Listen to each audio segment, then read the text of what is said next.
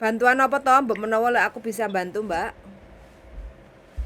Enggak, ya simpati karena kemarin lo ponakan ya wis dulur ponakan lah bilang kayak gitu. Heeh. Dulur tapi ya dulur ponakan. Heeh. No mau ke sini terus lek iso golek PT sing di Malang cedek-cedekan ngoten lho.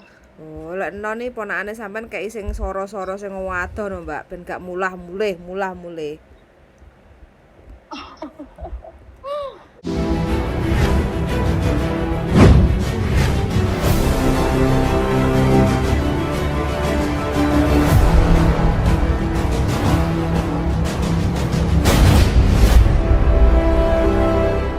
Halo, assalamualaikum. Waalaikumsalam warahmatullahi wabarakatuh. Selamat pagi, Mbak.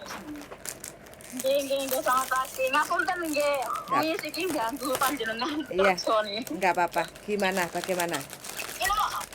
Ini lo mau tanya, panjenengan itu agensi saya nggih? Kenapa? Panjenengan itu Bukan. terus? Saya bukan agent ya, Mbak. Kenapa toh? Enggak, tak kira sampean apa kuwi jenenge kerja di agent. Bukan. Iya, ada apa? Alah tak kira sampean kerja di agent mau tanya, misalnya aku takon PT di cabang Malang iki enek enggak cabange ngoten lho wis. PT Cabang Malang. Nggih. Oh, ada. Cuma pusatnya tetap ke Jakarta nanti pusatnya. Oh, lho kok jauh. Iya, lek arepe nang Hongkong diweki sing adoh-adoh Mbak. Prosesnya ben rada soro sithik. Gimana? Tak kira panjenengan kerja di agent di ini, ngono makanya aku takon sampean sing cabang Malang, cabang Malang pengen minta bantuan ngono lho karepku. Bantuan apa toh, Mbak menawa lek aku bisa bantu, Mbak? Enggak, ya simpati karena kemarin lo ponakan ya wis dulur ponakan lah bilang kayak gitu. Dulur tapi ya dulur ponakan. No mau ke sini terus lek iso golek PT sing di Malang cedek-cedekan ngoten lho. Oh, lek enon iki ponakane sampean kei sing soro-soro sing wadon lho, Mbak, ben gak mulah-mulih. Lah nggih maksudku kuwi tak lebokno PT, tak kira sampean iki di agent Hongkong ngono jadi kan ana tahu iso bantu titip data lareke wis masuk PT kan sama iso bantu ngono tak kira. Oh iya. Untuk sementara belum bisa, Mbak. Non-X itu harus di training dulu minimal 6 sampai 1 tahun. Soalnya proses ke Hongkong itu saingan berat. Jadi yang ek aja wis bludak, apalagi yang non-X pengen calling visa itu kan namanya calling visa toh. Nitip data terus dibantu untuk cepat dapatkan majikan kayak gitu kan. Ya, itu oh, piye? Nggih, maksudnya kan saya cek mlebu PT terus ngono titip data di kono mana tahu ngoten lho. Ya nggak apa-apa suruh datang ke PT dulu kayak gitu belajar. Tapi sejauh ini selepas Hongkong dibuka kembali, pesaing semakin besar kayak gitu kan. Jadi yang X non X itu kan juga banyak sekali yang proses di PT-PT Indonesia kayak gitu. Jadi yang non X itu harus bersabar estimasi 6 sampai 1 tahun. Itu pengalaman yang saya temui. Iya, pengalaman yang saya temui di PT-PT. Jadi hampir 4 bulan itu masih belum dapat majikan prosesnya. Banyak juga yang MD karena nggak sabar untuk prosesnya kayak gitu. Pokoknya sekarang yang non-ek itu untuk ke Hongkong itu harus bersabar dan terus semangat. Begitu Mbak. Siap. Oh, nggak apa-apa. Oke Mbak. Oke, yuk sami-sami. Waalaikumsalam warahmatullahi wabarakatuh.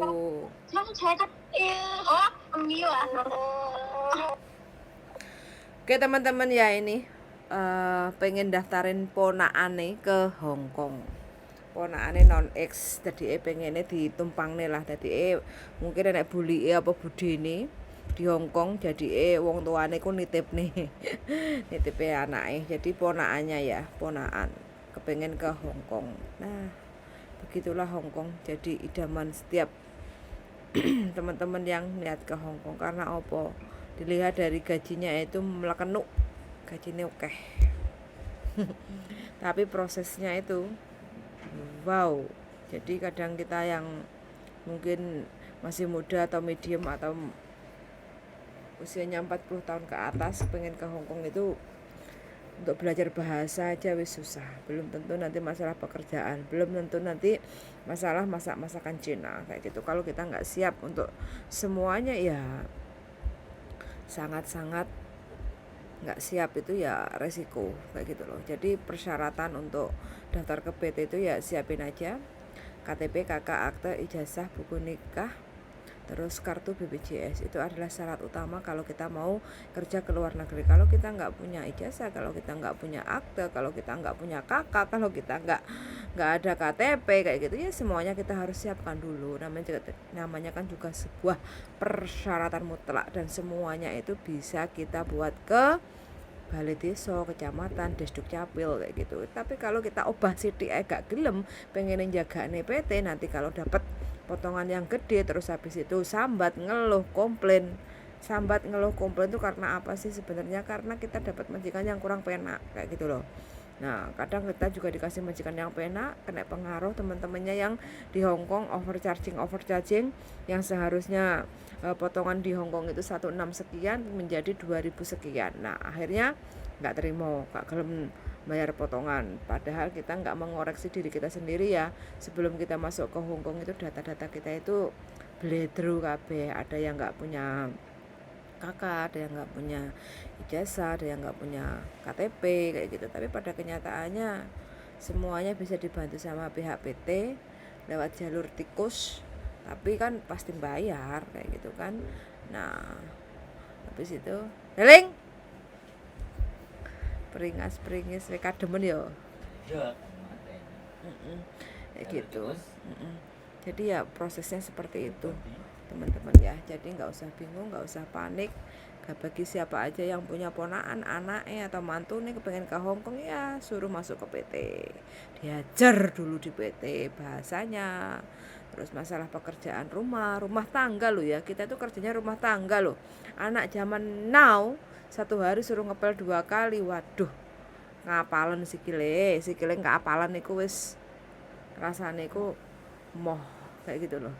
Apalagi kalau di Hong Kong itu ya oke lah, Hong Kong rumahnya kecil nggak perlu mungkin dipel 2 kali, tapi paling tidak kadang majikan Hong Kong itu mintanya pelnya itu pakai tangan supaya opo sing nyelempit bagian sing gak ketok moto itu bisa bersih kayak gitu loh.